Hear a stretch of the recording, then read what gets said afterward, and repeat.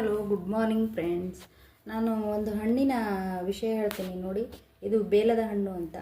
ಇದು ಜಾಸ್ತಿ ಮಲೆನಾಡಿನಲ್ಲಿ ಸಿಗುತ್ತೆ, ಆಮೇಲೆ ಬಯಲುಸೀಮೆಯಲ್ಲಿ ಉತ್ತರ ಕರ್ನಾಟಕದಲ್ಲಿ ಸಿಗುತ್ತೆ.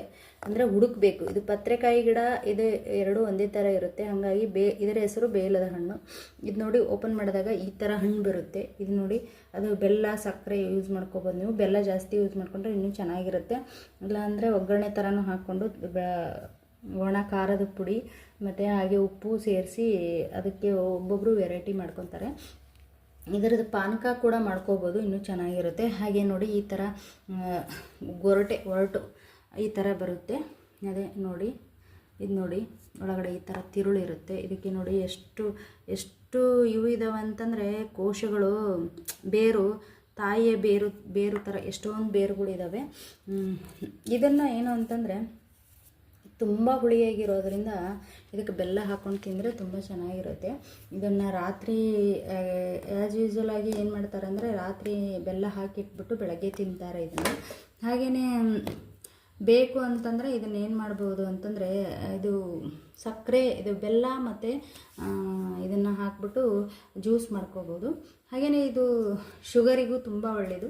ಶುಗರಿಗೆ ಯಾಕಂತಂದರೆ ಇದು ಹುಳಿ ಪದಾರ್ಥ ಸ್ವಲ್ಪ ಇರುತ್ತೆ, ಜಾಸ್ತಿ ತಿನ್ನಬಾರ್ದು, ಸ್ವಲ್ಪ ತಿನ್ಬೋದು.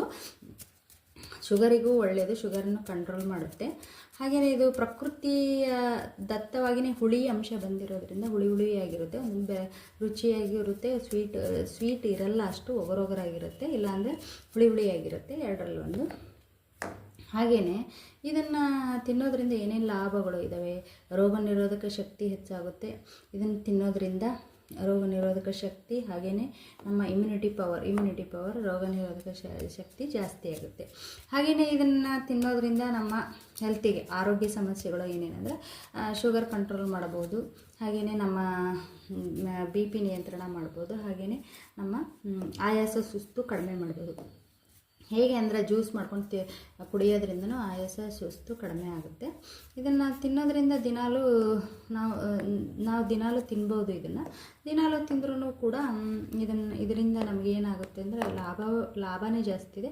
ಹುಳಿ ಅಂಶ ಇರೋದರಿಂದ ನಮ್ಮಲ್ಲಿ ಏನಾಗುತ್ತೆ ಅಂದರೆ ಬಾಡಿ ಬೊಜ್ಜು, ದೇಹದ ಕೊಬ್ಬನ್ನು ಕೂಡ ಕರಗಿಸುತ್ತೆ.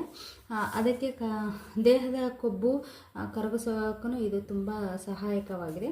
ಇದನ್ನು ಉತ್ತರ ಮಲೆನಾಡಲ್ಲಿ ತುಂಬ ಜಾಸ್ತಿನೇ ಉಪಯೋಗ ಮಾಡ್ತಾರೆ. ಯಾಕಂದರೆ ಇವು ಹಿತ್ತಲ ಇದರಲ್ಲಿ ಬೆಳೀತಾ ಇರ್ತಾರೆ, ಗಿಡಗಳು ಇರ್ತವೆ, ಇಲ್ಲ ಅಂತಂದರೆ ಮಾರಕ್ಕೂ ಸಿಗ್ತಾ ಇರ್ತವೆ ಜಾಸ್ತಿ. ಅದಕ್ಕೆ ಈ ಥರ ಪತ್ರಿಕಾಯಿ ಗಿಡಕ್ಕೂ ಇದಕ್ಕೂ ಒಂದೇ ಥರ ಇರುತ್ತೆ, ಆದರೆ ಡಿಫ್ರೆಂಟ್ ನೋಡಿಕೊಂಡು ತೊಗೊಳ್ಳಿ. ಹಾಗೆಯೇ ಇದು ಏನು ಅಂದರೆ ಕಲ್ಲು ಥರ ಗಟ್ಟಿಯಾಗಿರುತ್ತೆ. ಇದನ್ನು ಕುಟ್ಟಿ ತೆಗೆದಾಗ ಮಾತ್ರ ಇದು ಓಪನ್ ಆಗುತ್ತೆ, ಇದು ತೆರೆಯುತ್ತೆ. ಹಾಗೆಯೇ ಇದನ್ನು ನೋಡಿ, ಎಷ್ಟೊಂದು ಕೋಶಗಳು, ಮನುಷ್ಯನ ಹೊಟ್ಟೆಯಲ್ಲಿರೋ ಕೋಶಗಳು ಇದರಲ್ಲೇ ಇದ್ದಾವೇನೋ ಅನ್ನೋ ಥರ ಇರುತ್ತೆ, ಭಾಸವಾಗುತ್ತೆ ನೋಡಿ. ಹಾಗೆ ನೋಡಿ, ಇದರಲ್ಲಿ ಏನಂದರೆ ಇನ್ನೊಂದು ಬೀಜವಾಗಿ ಇರುತ್ತೆ. ಹಣ್ಣು ಕಡಿಮೆ ಬೀಜವಾಗಿರುತ್ತೆ, ಅದನ್ನೇ ಬೀಜನೂ ಫುಲ್ಲು ತಿಂತಾರೆ. ಇದರಲ್ಲಿ ನೋಡಿ, ಬೀಜ ನೋಡಿ, ಒಂದು ಹಣ್ಣಿನಲ್ಲಿ ಎಷ್ಟು ಬೀಜ ಇರ್ಬೋದು, ಒಂದು 50 ಇರ್ಬೋದು, 100 ಇರ್ಬೋದು, ಬರೀ ಬೀಜ. ನಾನು ಈಗ ಈ ಬೆಲ್ಲದ ಬದಲು ಈಗ ನಾನು ಸಕ್ಕರೆ ಹಾಕ್ಕೊಂಡಿದ್ದೀನಿ. ಬೆಲ್ಲ ಹಾಕಿದರೆ ಇನ್ನೂ ತುಂಬ ರುಚಿಯಾಗಿರುತ್ತೆ. ನಾನು ಬೆಲ್ಲ ಹಾಕಿ ತಿಂದಿದ್ದೀನಿ, ಇಲ್ಲ ಅಂತಲ್ಲ. ಹಾಗಾಗಿನೇ ಇದನ್ನು ಉಪಯೋಗ ಮಾಡಿ, ಇದರ ಉಪಯೋಗನ ಹೇಳಿ. ಯಾಕಂದರೆ ಇದು ಶುಗರ್ ನಿಯಂತ್ರಣ ಮಾಡುತ್ತೆ ಅಂದರೆ ಸುಮ್ಮನೆ ಅಲ್ಲ. ಆಮೇಲೆ ಇದು ಸೀಸನ್ ಇದ್ದಾಗ ಮಾತ್ರ ಸಿಗುತ್ತೆ, ಸುಮ್ಮನೆ ಎಲ್ಲ ಟೈಮಲ್ಲೂ ಸಿಗಲ್ಲ. ಇದು ಸೀಸನ್ ಯಾವುದು ಅಂತಂದರೆ, ಈಗ ಬೇಸಿಗೆ ಕಾಲದಲ್ಲಿ ಜಾಸ್ತಿ ಸಿಗುತ್ತೆ. ಇದನ್ನು ಬೇಸಿಗೆ ಕಾಲದಲ್ಲಿ ಸಿಕ್ಕಾಗ ಏನು ಮಾಡಬೇಕು, ಹಣ್ಣುಗಳು ತೊಗೊಂಬಂದು ಮನೆಯಲ್ಲಿ ಪಾನಕನೂ ಮಾಡ್ಕೋಬೋದು, ಇಲ್ಲ ಅಂತಂದರೆ ಬೆಲ್ಲ ಹಾಕಿ ಹಾಗೆ ತಿನ್ಬೋದು.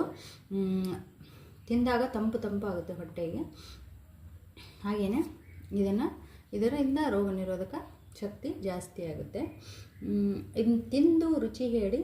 ಹಾಗೆ ನನ್ನ ಯೂಟ್ಯೂಬ್ ಲೈಕ್ ಮಾಡಿ, ಶೇರ್ ಮಾಡಿ, ಸಬ್ಸ್ಕ್ರೈಬ್ ಮಾಡಿ. ಹಾಗೆಯೇ ನನ್ನ ವಿಡಿಯೋಗಳು ಇಷ್ಟ ಆಗ್ತಾ ಇದ್ದರೆ ಸಬ್ಸ್ಕ್ರೈಬ್ ಮಾಡಿ. ಧನ್ಯವಾದಗಳು. ಸಾವಿತ್ರಿ ಇನಾಮತಿ, ಕವಿತ್ರಿ, ಧಾರವಾಡ. ನೋಡಿ, ಇನ್ನೊಂದು ಸಲ ತೋರಿಸ್ಬಿಡ್ತೀನಿ ಯಾವ ಥರ ಇರುತ್ತೆ ಅಂತ. ಸೇಮ್ ಪತ್ರಿಕಾಯಿ ಥರನೇ ಇರುತ್ತೆ.